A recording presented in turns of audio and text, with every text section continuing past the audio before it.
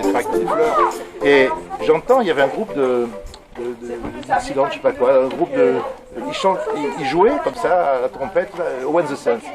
Et je dis à Dominique, voilà, c'est avec ça qu'on va faire quelque chose pour les coquelicots. Et vraiment, c'est venu comme ça, 2 jours après.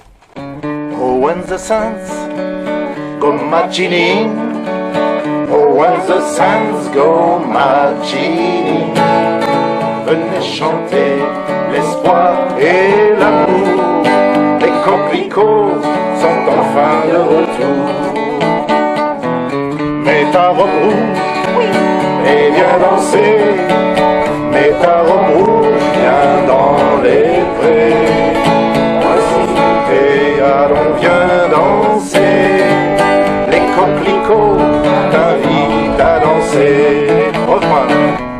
Les coquelicots sont de retour, les coquelicots viennent faire un tour. Venez chanter l'espoir et l'amour, les coquelicots sont enfin de retour.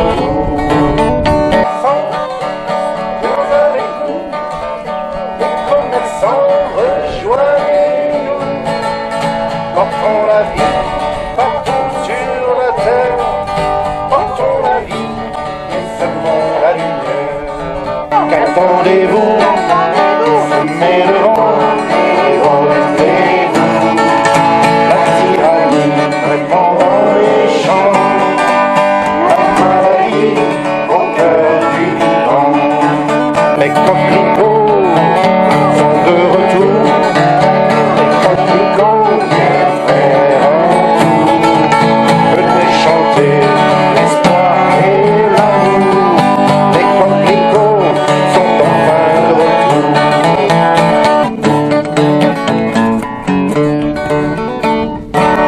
Bravo! Alors il y a un petit problème. Faire une historique rapide de la ferme. Donc en fait c'est une toute petite ferme d'élevage donc qui compte 5 hectares 35. En fait les terres qui sont autour ne nous appartiennent pas. Le monde paysan, quand il s'agit de ses affaires, c'est bien gérer son argent. Donc l'ancien propriétaire a trouvé plus judicieux de vendre les bâtiments et 5 hectares et demi d'un côté et de mettre les terres de culture, de vendre les terres de culture d'un autre côté. Ce qui fait que la ferme à l'origine faisait 80 hectares. Donc il y a les bâtiments 5 hectares et demi où on est, et le reste appartiennent est exploité par mes voisins qui je suis en bon terme, mais qui sont conventionnels. Donc voilà. Alors à l'origine on a monté la troupe. À l'origine on est donc une ferme ovine. Donc on a monté la troupe de moutons il y a une vingtaine d'années. Donc quand on a réintroduit les moutons dans le secteur, inutile de vous dire qu'on a été un peu pris pour des hurluberlus. Donc voilà, on a commencé avec 10 agnelles et maintenant la troupe compte 180 brebis mères, c'est-à-dire voilà.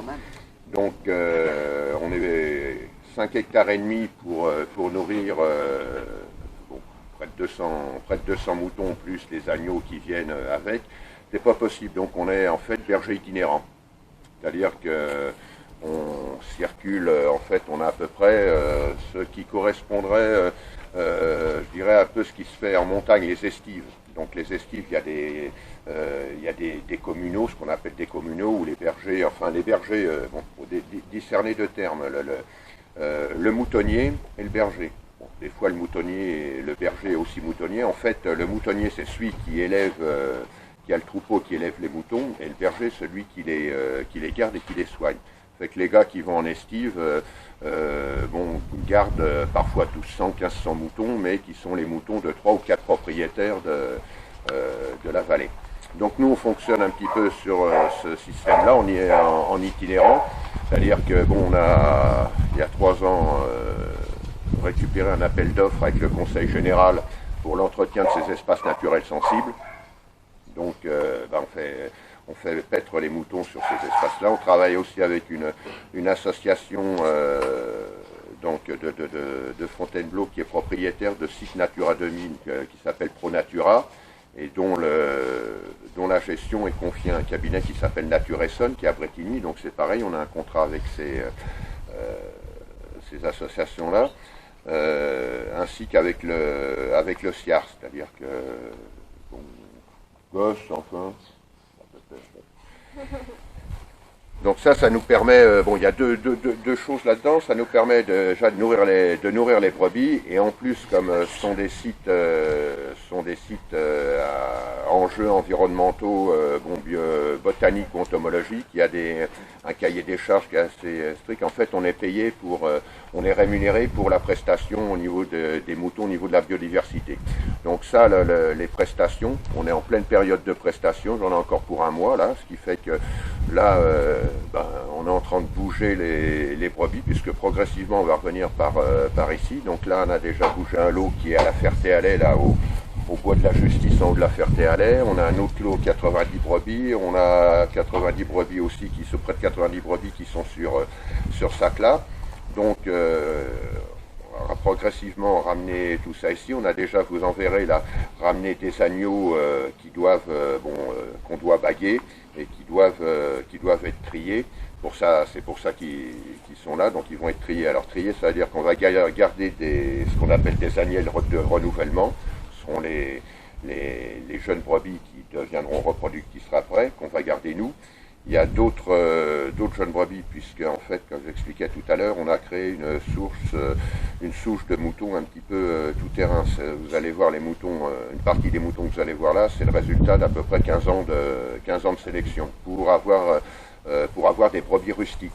Hein. Parce qu'on a, dans le mouton, il y a une amélioration des races, mais plus tournée vers y compris dans le mouton, vers une productivité et des races bouchères. Nous, on travaille plus sur des races rustiques qui étaient un petit peu oubliées, mais qui finalement, on s'est aperçu que bon, les races améliorées, vous avez des races, par exemple, comme la romane, qui vont faire à chaque coup 2 agneaux, voire 3. Par contre, c'est comme une Ferrari, ça roule vite, mais ça consomme beaucoup.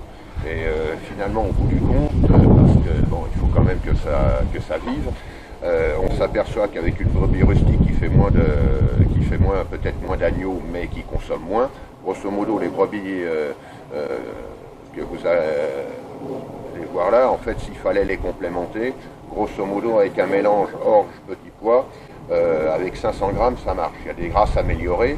Quand elles sont en lactation, il faut passer à 1200 grammes par brebis. Donc finalement, on s'aperçoit qu'avec nos races rustiques, ça fonctionne tout à fait bien. Ouais. Enfin, vous en doutiez, on est certifié bio, bien que le terme bio maintenant me plaît plus beaucoup. Je trouve qu'il est un petit peu galvaudé. Hein. Quand je vois de la tomate bio qui vient d'Espagne ou des choses comme ça, où je vois des gens manger des cerises bio du Chili au mois de janvier, ça m'exaspère un petit peu. Bon, bio, nous, c'est pas bio ou quoi, ok. On fait, je dirais, on estime, voilà, que c'est comme ça qu'il faut élever. Grosso modo, les vaches, quand on a commencé à leur donner des farines animales, on les a rendues folles. Et puis, bon, dans le mouton aussi, vous pouvez faire des traitements systématiques et tout. Je vois pas, nous les moutons, ils sont toute l'année dehors, toute l'année dehors. On s'aperçoit que si on peut très bien faire sans, et bon, on pourra en reparler aussi pour c'est beaucoup plus polémique au niveau des céréales, pour les désherbants, les pesticides. Là, je crois qu'on est reparti pour le gaucho, là, les néonicotinoïdes pour 3 ans. Bon, le problème est beaucoup plus grave, et ça ne se limite pas uniquement au niveau des exploitants. Il y a tout à revoir en profondeur. C'est carrément l'enseignement agricole qu'il faut revoir. Donc, nous, les moutons, ils sont tout le temps dehors. Moi, quand on a démarré, il y a un vieux berger qui m'avait dit, tes moutons, ils sont tout le temps en bonne santé s'ils ont à manger, et puis si tu tournes, si tu fais du pâturage tournant, c'est-à-dire que les parcelles où elles pâturent, on reste pas longtemps dessus, puisqu'en fait, après, pour aborder succinctement la technique. En fait, le cycle des principaux parasites des moutons, c'est 3 semaines. Donc quand on est sorti d'une parcelle, on ne reviendra dessus que 2 ou 3 mois après. Donc on casse le cycle des parasites. Et les moutons, les moutons, ils en ont de parasites. Maintenant, c'est la même chose pour nous. Hein. Ce qui se passe, c'est quand dans les différents parasites, le système digestif des ruminants est assez complexe. C'est quand il y a un déséquilibre d'une espèce. Donc quand il y a une espèce qui prend le dessus par rapport à l'autre, c'est là où on a les moutons qui deviennent, qui développent des diarrhées ou des choses comme ça. C'est grosso modo. Donc les moutons, nous, ils sont tout le temps dehors et on n'a pas besoin d'utiliser des produits de l'industrie pharmaceutique. Puis moi, personnellement, je me porte très bien quand j'engraisse pas les actionnaires de Bayer. Bravo, bien, bravo. Donc là, ça c'est rapidement la première chose. Donc on travaille aussi après avec, en tous, notre parcours, donc où circulent les moutons, ça représente à peu près 110 hectares. Conseil général, Nature et Sol et tout, il y a à peu près une trentaine d'hectares. Et on travaille, je dirais, il y a 80 hectares avec un céréalier bio de Marolles en Beauce, là, Henri Sergent, là. Alors, c'est un céréalier bio, mais parce que dans le bio, et c'est après, on discerne le bio conventionnel et le bio un petit peu au-dessus du panier. C'est-à-dire que lui fait du bio en non-labour. C'est-à-dire qu'il y a toujours une couverture, toute l'année, il y a une couverture du sol sur le... Ces sols sont toujours couverts. Et là, on aimerait bien quand même qu'il pleuve, pas aujourd'hui, on attend ce soir, mais en fait, on sème, lui ne met, il y a aucun engrais, même organique, hein, parce que en bio, on peut mettre des engrais organiques, hein, des fientes de poule bio, des guano, des choses comme ça. En fait, sa gestion de l'azote n'est réalisée qu'avec des légumineuses. Donc lui ne gère sa fumure que par les engrais verts. Donc là, on a semé des engrais verts et ça va donc à la fois structurer son sol, hein, donc on en parlait, les racines pivots, les rhizomes, les brebis. En fait, une brebis, qu'est-ce que c'est ? Schématiquement, c'est un broyeur à l'avant, un épandeur à l'arrière. Donc là, pour faciliter son système cultural, en fait, quand on sème, même en bio conventionnel, quand on sème des couverts, il faut passer un coup de broyeur pour que les outils de travail du sol en surface, que la vie du sol a un espace, allez, on va dire dans 10 cm, à peine 10 cm. Donc, il ne faut pas que la végétation soit trop dense. Donc, en fait, ce sont les brebis qui vont lui désherber son terrain. Faut savoir qu'en bio conventionnel, alors attention, le problème des céréaliers qui se convertissent en bio, c'est qu'ils continuent à raisonner en conventionnel. Donc, ils veulent avoir des champs en bio qui soient aussi propres que les champs conventionnels. Alors on va passer, il y a des outils, la RC-Tri, les bineuses et tout, mais attention, c'est une chose sur laquelle, et c'est déjà le cas, le bio va être accroché, parce que les défenseurs du glyphosate disent, attendez, oui, mais quand vous passez avec votre RC-Tri, vous passez 3 fois, donc le bilan carbone, Henri Sergent, il rentre grosso modo un bio conventionnel sur sa saison, moisson comprise, va tourner à peu près 100-120 litres de carburant à l'hectare, en passant les RC-Tri et tout. Henri Sergent, il tourne à 50 litres l'hectare, c'est-à-dire qu'il va rentrer 2 fois dans sa culture, une fois pour semer et une fois pour récolter. Donc, à la limite, quelqu'un, il habite à Marolles en Beauce, c'est vraiment... En bio non labour, c'est le précurseur ça a été le précurseur dans la région. Même dans la profession, hein, les céréaliers, ils sont pas tendres entre eux, donc tout le monde, grosso modo, disait, comme c'est parti là, Sergent il va bouffer la ferme, mais on va récupérer les terres. Donc de peau, Sergent qui a toujours, alors pour vous dire, bon, grosso modo, en ce moment, le blé en conventionnel doit se négocier à 180 € la tonne. C'est tout un système, comme vous savez, totalement délirant. Le blé français est coté à Chicago, le blé se cote à Chicago. Hein. Donc en ce moment, 180, peut-être je vais pas regarder les... Parce que bon, le prix en conventionnel ne m'intéresse pas, 180 € la tonne. Les gars font, cette année, 70 quintaux l'hectare. Sergent, lui, fait 20 quintaux. Le problème, c'est qu'une fois qu'il vend son blé au moulin Matignon à Château-Landon, il vend son blé 500 € la tonne. Donc, au bout du compte, s'il fait 20 quintaux, donc 2 tonnes l'hectare, 500 € la tonne, 1000 € de rentrée. Il a à peu près 150 € de semences, puisque c'est de la semence de ferme, hein. Et puis à peu près 50 € de carburant, des choses comme ça. Donc moins 200 €. À vous compter, 800 € de l'hectare, il n'y a aucun céréalier conventionnel qui fait ça en ce moment. Donc on peut très bien, les baisses de rendement et tout, on peut très bien vivre, on vit très bien avec ça quand on se convertit en bio. Alors après, bon, je dirais que pour le passage général, parce que là, l'année dernière, il y a eu 57 conversions de céréaliers en bio. Alors maintenant, il faut discerner les céréaliers, les bio-philosophies et les bio-subventions. Enfin bon, c'est toujours mieux que rien. Ouais, non, mais c'est toujours mieux que rien. Alors bon, argument aussi rapidement, hein, puis après on ira voir les animaux, parce que je pense que vous voulez les voir cavaler un petit peu. Hein, bon, un des slogans de la culture conventionnelle, c'est de dire, oui, si vous passez tout en bio, on ne pourra pas nourrir tout le monde. Il faut nourrir le monde. Grosso modo, estimé par les experts, pour nourrir le monde, alors en Asie ça peut être du riz ou autre, pour nourrir le monde, 220 millions de tonnes équivalent céréales. On en produit 320 millions dans le monde. Ça veut dire qu'on a 100 millions qui sont laissés aux spéculateurs, parce qu'on spécule énormément c'est devenu du business. Il y a des agro-businessmen maintenant, et nous c'est contre ça qu'on se bat, parce qu'on estime que une ferme, ça doit être, ça devrait rien acheter à l'extérieur.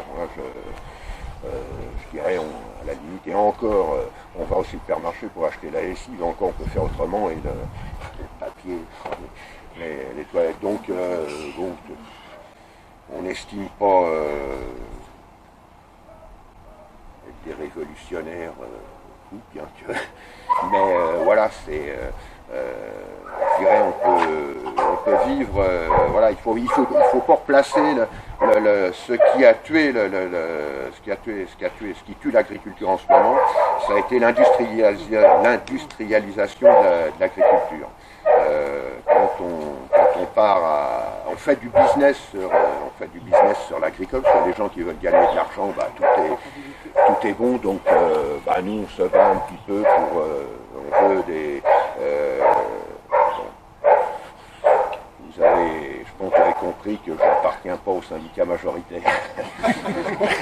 Mais bon, pour dire à la Confédération paysanne, voilà, c'est dit, hein, on se bat pour des fermes à taille humaine. On préfère à la limite 3 fermes de 100 hectares qu'une ferme de 300, parce que c'est pareil après au niveau de la société, au niveau de la vie dans les campagnes. Une ferme de 300 hectares, elle est, on va dire, un couple, 2 enfants. 3 fermes de 100 hectares, 3 couples, 2 enfants au niveau des je dirais des classes scolaires, au niveau dans les villages, on ferme des classes et tout. Voilà, si on avait une vie paysanne beaucoup plus avec de moins grosse exploitation, ça participerait, voilà, ça conserverait une vie paysanne. Et puis quand on regarde bien, les grosses fermes ne créent pas d'emploi. Ça ne crée pas d'emploi. Qu'est-ce que fait le gars? Il achète un tracteur plus gros et un engin beaucoup plus large. Et ça ne crée pas d'emploi, alors que les petites fermes sont beaucoup plus créatrices d'emplois. Ensuite, on a développé une activité, alors ça c'était les moutons, alors vous pouvez éventuellement poser des questions au cours de la matinée. Et puis on a développé, c'est surtout mon fils aîné qui est en phase d'exploitation, d'installation. Alors trouver du foncier dans le secteur pour s'installer, bonjour, ou alors à des prix. Donc vous devez certainement le connaître, enfin les connaître, il est en train de s'installer avec Terre de Liens. Donc je suppose que donc sur un projet qui est à cheval, et lui est spécialiste en fait en port plein air. Lui a un cursus agricole complet. Nous avec donc mon épouse, on a été double actif pendant un certain temps. Moi maintenant je peux permettre de consacrer totalement aux moutons, mais bon, les animaux c'était le matin avant de partir au travail et le soir en rentrant. Alors quand on est en période d'agnellage, bon, faut surveiller ça parce qu'on n'a pas une caméra pour regarder dans le caméra. Mais enfin maintenant on a changé notre période de mise en lutte, ce qui fait que toutes les brebis agnellent dehors. Donc, et puis finalement, on s'aperçoit que les agneaux se portent beaucoup mieux que quand on agnellait là derrière. Donc il suffit, là vous les verrez, il suffit de calculer. C'est pas du calcul, c'est de la pratique de décaler la période où on met les béliers, sachant que en fait, on s'est plus rapproché du cycle naturel du mouton. La gestation d'une brebis, c'est 154 jours, grosso modo 5 mois. Donc, on s'est rapproché de la nature. On mène au bélier au mois de novembre. Alors, c'est pareil, les brebis sont plus la vraie période, ce qu'on appelle la lutte, c'est notre petit terme à nous, là, un petit côté, c'est la mise en reproduction des moutons. Donc la lutte, c'est la période où on met les béliers.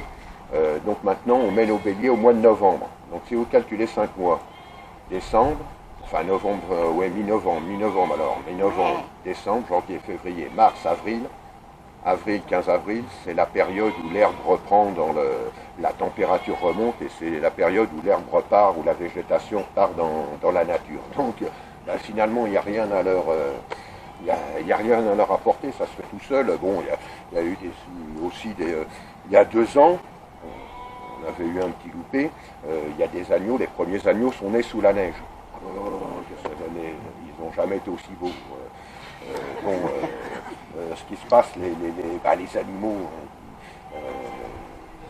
quand il fait plus frais, le temps est mauvais et tout, les brebis se regroupent toutes tête à l'intérieur et elles mettent les agneaux au milieu. Donc les agneaux sont au milieu, elles respirent dessus, les agneaux seront chauds. Voilà, ça se passe bien, c'est ce que pratique. Alors bon, vous êtes aux alentours de Milly, on a des jeunes amis, là, vous avez dû les voir sur Courance, là. Sur Courance, il y a souvent des moutons, donc c'est Alexandre Fauché et Audrey Garcia qui, eux, on a un gentleman agrément, eux sont sur Milly et nous de ce côté-là. Lui, Alexandre, fait sur l'ONF à Fontainebleau, et à partir du 15 septembre, quand la chasse reprend et tout, ils reviennent sur Courance, et c'est pareil, eux sont en plein air intégral. Alors, eux sont des jeunes, c'est bien, je dirais c'est eux qu'il faut encourager parce que c'est avec eux que ça changera. Eux sont des purs et durs, hein, et c'est toute l'année, ils vivent toute l'année en caravane. Lui, Alexandre, il dit, moi j'ai que le pick-up et la caravane. Donc ils sont à Fontainebleau et maintenant ils doivent taper à peu près 400 moutons, puisque Audrey a ouvert une activité, a lancé une activité mouton, brebis laitière, c'est-à-dire qu'elle fait des fromages, je ne sais pas si certains sont sur les AMAP de Milly ou autres, ils sont lancés là-dedans. Donc voilà, c'est eux ce sont des jeunes comme ça qu'il faut encourager. Parce que, bon, moi je me rapproche plus du bélier de réforme. Mais Mais bon, ça va plus loin. Bon, c'est le côté agricole, mais vous vous doutez bien que ça va plus loin que de l'élevage, de l'agriculture. C'est après, on rentre, ça revient dans un choix de société. Hein, on va pas rentrer dans le débat. Là, donc ensuite, les ports plein air, c'est pareil, les ports, vous avez passé devant, c'est des cabanes qu'on vient de monter pour les futurs lots. Donc ils vivent dans des cabanes comme il y a dehors, là, les yurts qu'il y a dehors. Les toits, il y a un toit en bois, mais qui est isolé avec la laine de mouton. Quand on tond les moutons, on garde de la laine pour isoler et tout, et ils vivent toute l'année dehors. Et bon, vous allez voir le comportement de porcs en plein air intégral. Ça n'a rien à voir, bien évidemment, à ce qu'on voit dans la filière industrielle. Et le porc, c'est un animal, c'est super, c'est intelligent, c'est curieux et tout. Ça, je dirais, ça mérite pas le sort qui, enfin, ce qu'on lui fait subir. Il y a deux espèces qui sont vraiment malmenées. C'est le poulet bas de gamme, si on peut dire, de batterie, et ce qu'on appelle le porc charcutier. Alors là, c'est tout ce que vous voyez à la télé, dans les abattoirs. Bon, il y a des choses au N214, le monde a discuté, je ne suis pas tout à fait d'accord, parce qu'à l'extrême, il voudrait peut-être tout élevage, mais bon, moi, quand l'abattoir d'Oudan se fait accrocher par N214, ça ne me gêne pas. Nous, on emmenait des cochons, mon fils a emmené des... Bon, ben voilà, il était prêt à emmener des cochons à Oudan une fois. Quand il est arrivé là-bas, il a dit au gars, vous touchez pas mes cochons. Je décharge mes cochons. Les animaux étaient là-bas.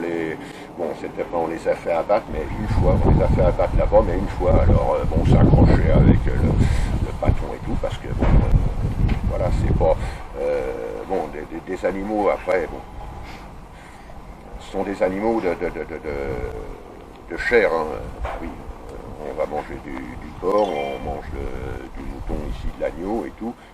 Ceci dit, ils doivent être traités, je dirais, voilà, qu'on les remercie de nous nourrir. Et ça doit être fait proprement, correctement, rapidement. Bon, on est à Conf avec c'est Émilie Janin, qui est une éleveuse de Saône-et-Loire, qui est partie en Suède et qui a vu comment fonctionnaient les abattoirs à la ferme. Donc c'est un semi-remorque et tout. Elle a lancé ça. Le projet est en train d'aboutir. Je pense qu'elle va bientôt démarrer. Bon, je ne vous parle pas des bâtons qu'elle a eu dans les roues par la filière, parce que en province, quand un petit abattoir de province ferme, bien entendu, c'est tout de suite Bigard qui le rachète. Mais il ne le rachète pas pour le maintenir et pour faire vivre. Il le rachète pour le couler, de façon à ce que tout le système passe par ses filières à lui. Donc là, ça serait c'est en bonne voie, l'abattage à la ferme et l'abattoir mobile, mais bon, ça a été un lourd combat, hein. Ça a été un dur combat. Alors bon, on va voir à niveau de l'Europe ce qui se passe. En France, en ce moment, à peu près 250 abattoirs, 3500 en Allemagne.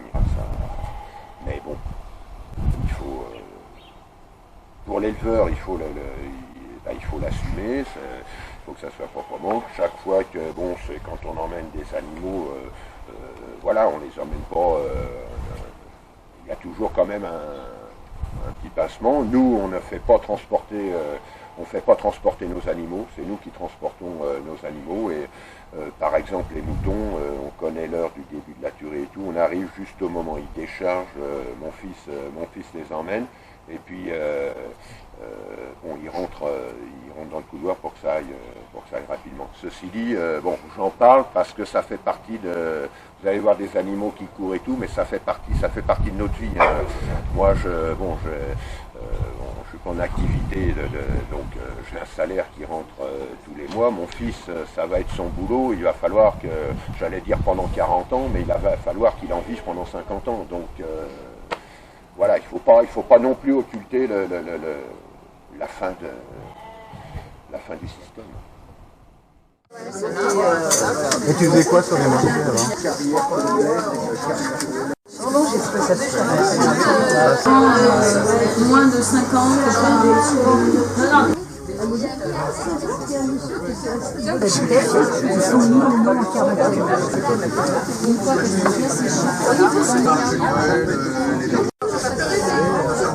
Parce que les poilures tchèques.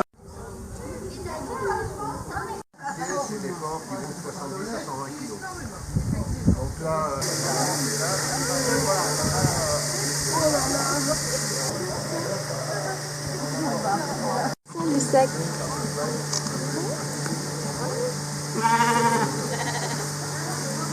Ça doit être ta maman.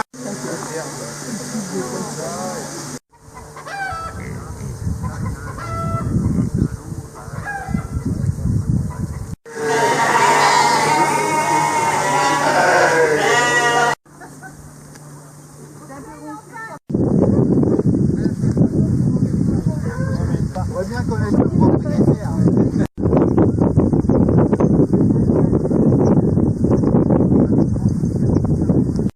On trouverait, je la fais surtout, je dirais, en hommage à tous mes camarades des Coquelicots de Milly. C'est pour eux que je vais chanter cette chanson, parce que effectivement, c'est des choses humanistes dont il s'agit. C'est de l'homme. D'ailleurs, ça s'appelle l'homme. Voilà. Alors, si je me plante un peu, vous m'en voudrez pas, parce que vous savez, une chanson, il faut des semaines et des mois pour arriver à la maîtriser. Merci.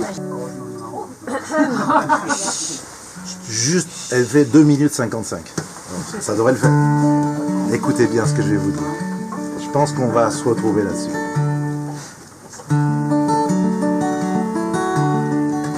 Si les hommes savaient toute l'immensité, je suis sûr qu'un matin se prendrait par la main. Du début à la fin du jour, et à chaque carrefour, ils s'attendraient toujours, les hommes. Dans le vent, ou la pluie, ou dans le soleil, dans le vent, ou la pluie, ou dans le soleil.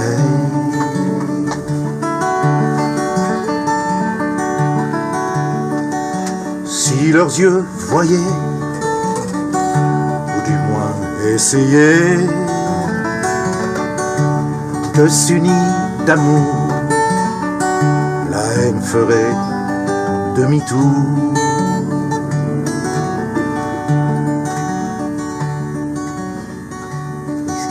Et quand le corps se ferait lourd, il viendrait sans un discours, s'aiderait tour à tour, les hommes. Dans le vent, ou la pluie, ou dans le soleil, dans le vent, ou la pluie,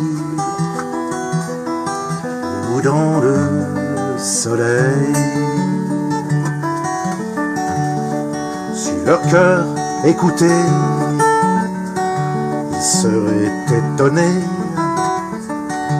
sans même un regret, de pouvoir tout donner. Et si un seul cri au secours, on les verrait qui accourent, les mains se tendraient autour de l'homme. Dans le vent, ou la pluie, ou dans le soleil, dans le vent, ou la pluie, ou dans le soleil. Si les hommes savaient toute l'immensité, je suis sûr qu'un matin se prendrait par la main. Du début à la fin du jour, et à chaque carrefour, ils s'attendraient toujours, les hommes.